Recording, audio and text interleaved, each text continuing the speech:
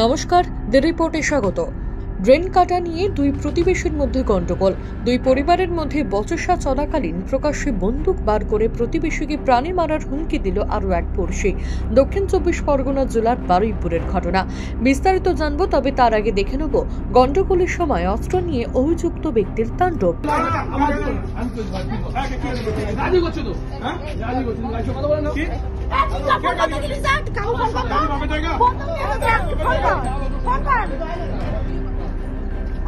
Video কর, তো ওটা ভিডিও কর। বন্ধু নিয়ে আসতে গুলি করে দেবে। বাবা এবার জেনে নিলাম বন্ধু নিয়ে আসতে তো ভালো।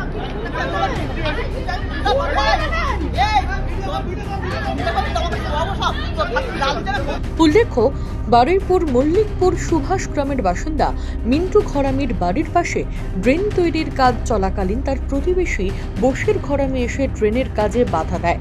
স্থানীয় পঞ্চায়েত সদস্য আইয়ুব গাজী এসে সেই সমস্যা মিটমাট করে দেওয়ার কিছুক্ষণ পরেই বশিরের জামাই প্রকাশ্যে একটি বড় বন্দুক নিয়ে এসে মন্টু ঘরামির ওপর চড়াও হয়। তাকে প্রাণে মারার হুমকি দেয় বলে অভিযোগ। হাতে আগ্নেয়াস্ত্র দেখে কার্যত আতঙ্কিত হয়ে পড়েন স্থানীয়রা। পরিস্থিতি নিয়ন্ত্রণের বাইরে যাওয়ার আগে বশির ঘরামির বাড়ি ঘিরে ফেলে এলাকাবাসীরা।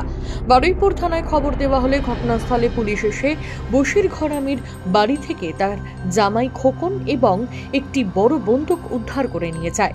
প্রকাশ্য দিবালোকে এইভাবে বন্দুক নিয়ে প্রাণে মারার হুমকির ঘটনায় রীতিমতো আতঙ্কে রয়েছে মন্টু ঘরামির পরিবারের লোকজন। বাড়ির জামাই, উনি ওনাদের বাড়ি যাদের সঙ্গে আমাদের বশির ঘরামি যাদের সঙ্গে আমাদের ঝগড়া হচ্ছে আর কি, উনি ওনাদের বাড়ির বড় জামাই। উনি এসছেন, উনি এসে কোনো কিছু বোঝাবুঝি না করে সোজা আমার হাজব্যান্ডের নামে এসেই গালাগাল করে বিচ্ছি নোংরা ভাষায় গালাগাল করছে এবং ওকে গালাগাল দিয়েই বন্দুক নিয়েই ডাকছে, বলছে আয় এখানে লাশ ফেলে দেবো।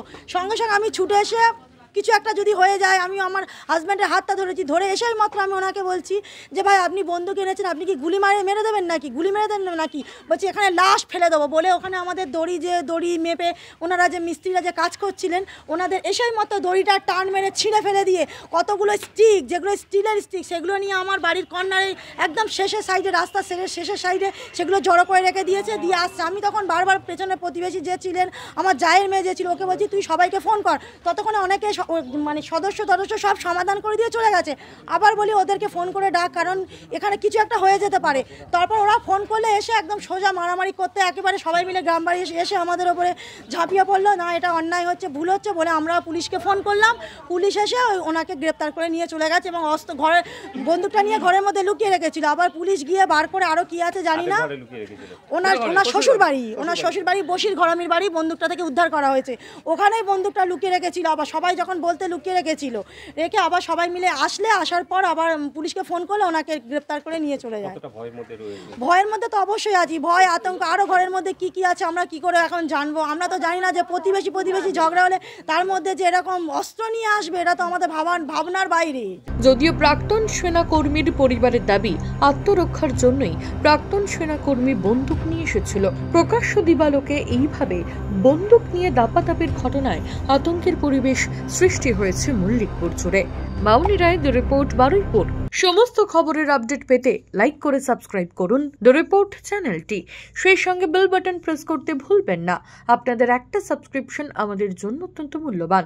একই সঙ্গে ফলো করুন আমাদের হোয়াটসঅ্যাপ চ্যানেলটিও। জয় হিন্দ।